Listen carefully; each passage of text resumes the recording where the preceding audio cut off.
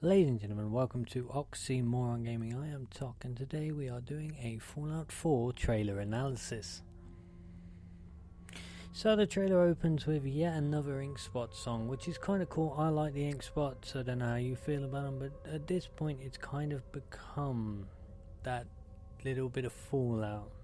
This time we get It's All Over But the Crying.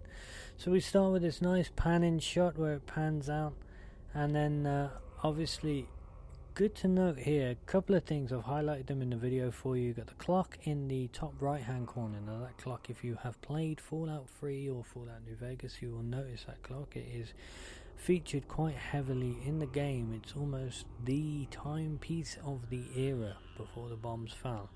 In the bottom right hand corner you will see a little box. On that box is called, the name is Blast Radius. It's a little board game for kids. I think this might actually be one of the first times we've seen a board game in a Fallout game. I don't remember seeing them before, and I have played almost everything other than Brotherhood of Steel. On the table next to that there is what appears to be a little pamphlet for the Mr. Handy robot, and then obviously further on the left hand side of the picture we have got a nice little side table with a couple of bottles of whiskey on. Pretty nice, very stereotypical 1950s painting behind it. So, but obviously you can see outside the colours aren't very in your face, but they are very nice pastels. So, and here we have our newest addition to the Fallout family. This is the new dog. Well, we speculate that it's a new dog. It might not actually be the dog. You might not get a dog in the game. If you don't, that's very upsetting because you have in practically every other Fallout game. This one appears to be a German Shepherd. So a departure from Dogmeat, who was obviously a mongrel. And in the back you can see a little bit of sort of a futuristic 1950s futuristic kitchen.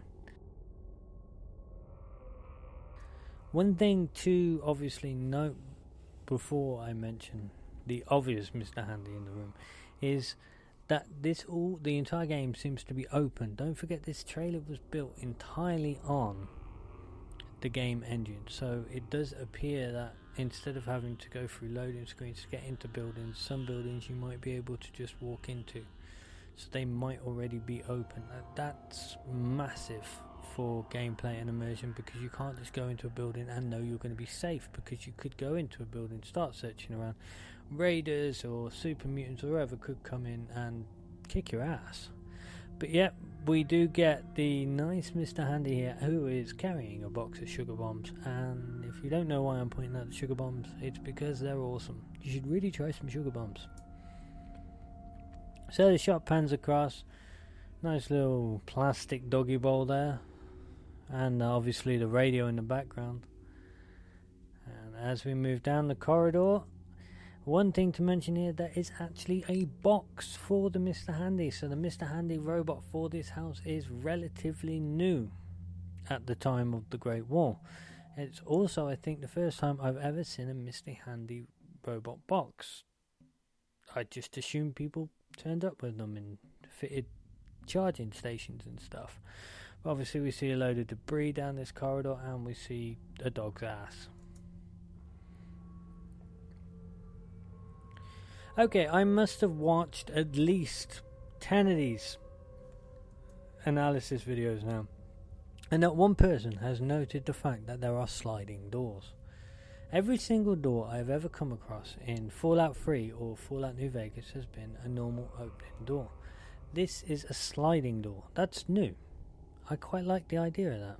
Obviously this is a shot of a mom and a dad and a baby. Everybody's speculating that you will either play as the dad or play as the baby, but either way I don't really care, as long as we get to actually create our characters.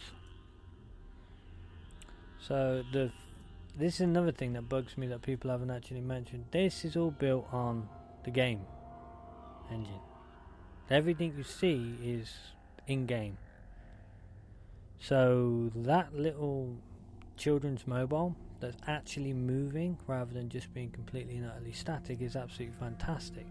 Not only that, the light that's flooding into this room, the shadows that it's casting are absolutely fantastic. And the dog obviously interacting with the environment. It's not just a simple walking through. That baby looks so fake though in that shot, I'm sorry. So this is a really nice shot. Obviously pre-war you've got the vertibird going overhead, which obviously means that it is in fact a US Army vertibird. And you've got all these nice cars. This one on the left seems pretty new to me. The one on the right I think I've seen before. And then obviously in the background you've got one of those little freewheeler things. You've got these people dressed in stereotypical pre-war clothing. But it's a nice colourful shot. You got the red of the trees, which obviously would happen because the bombs fell on October 23rd, 2077. Nice tracking shots coming up. Obviously you got two army guys stood at the gates wearing the old school power armor from Fallout. It's just Fallout. There was no number or anything attached to it at the time. And a guy with a clipboard, making sure only the right people get into the vault. And as we pan up, we get that nice image of the Vault-Tec notice board thing. You know, you've seen it before. Leave me alone. This is a new vault, the Vault 111. There is absolutely nothing I know about Vault 111 because it doesn't exist yet. So I can't tell you about this, and I can tell you about almost every vault that actually has something attached to it, but this one is nowhere. It's not in the Fallout Bible, it's not in the Fallout Bible revision, it's not in any of the previous Fallout games, it's not mentioned or speculated about other than fan fiction. So that's a pretty cool, nice vibrant colours on the vault door, obviously coming up. This is the Bunker Hill Monument, set in Boston. Can't have Boston without Bunker Hill. This is the USS Constitution. I don't know. It's a ship, an American ship, something to do with tea in a harbour. I'm not quite sure. Apparently they won something. Not really bothered. Everyone is speculating that this gentleman underneath the lamp is the mysterious stranger. I'm going to go with no, he's not, because you shouldn't see the mysterious stranger in a town. This is Scollay Square. It's an actual place in Boston. Well, was an actual place in Boston, so they tore it down and put in something else. I can't remember what it was, but they put in something else.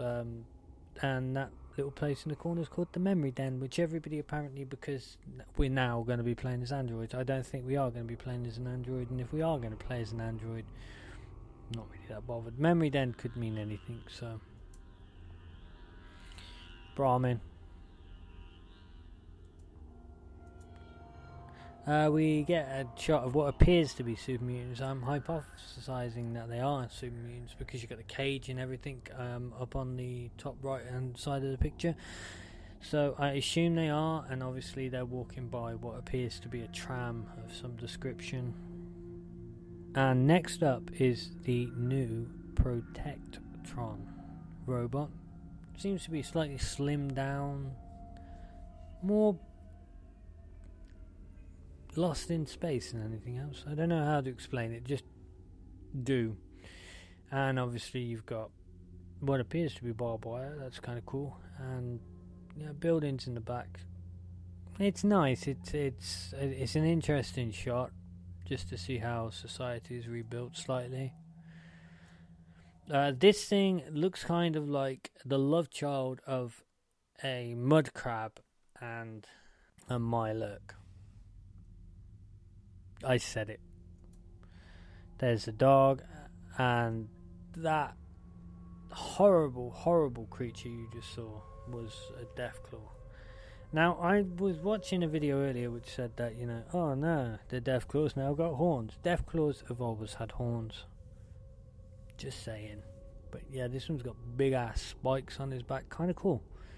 And next up we've got a vertibird landing in front of some satellite dishes, which would make sense if it's Boston and it's based in the Institute, then there will be some satellite dishes going on and stuff.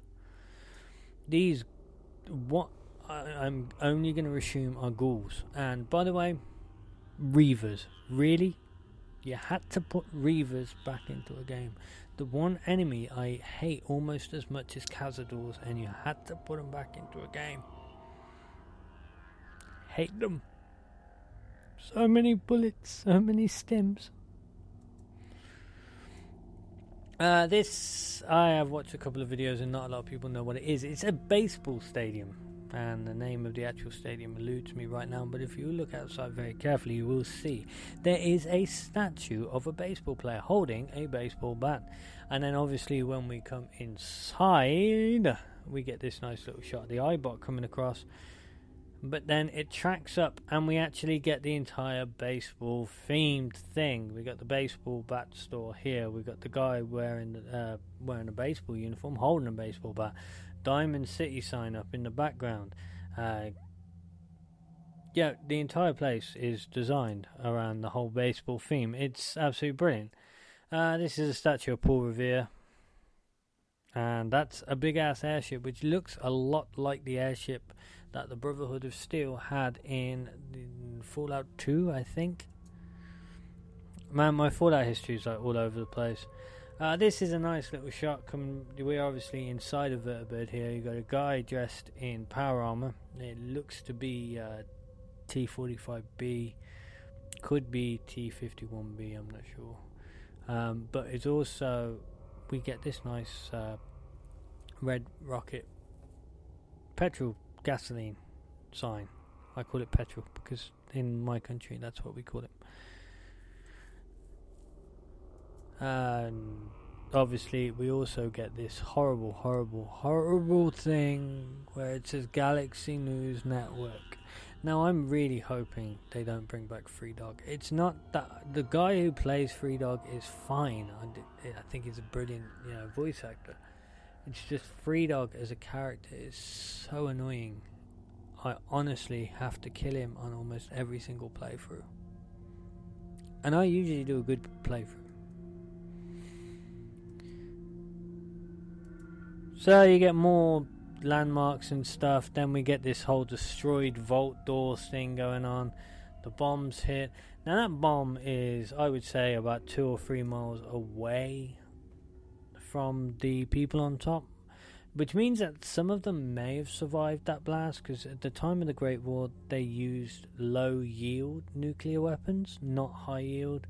So unlike what we would normally be used to today, where you would wipe out a 500-mile radius, these things weren't that powerful. And there's a documented case of a gentleman from Japan during World War II who actually survived not only the Hiroshima but the Nagasaki. Is it Nagasaki? I don't know. I think my World War II history is escaping me right now, mainly because it involved the Americans and I'm not that interested.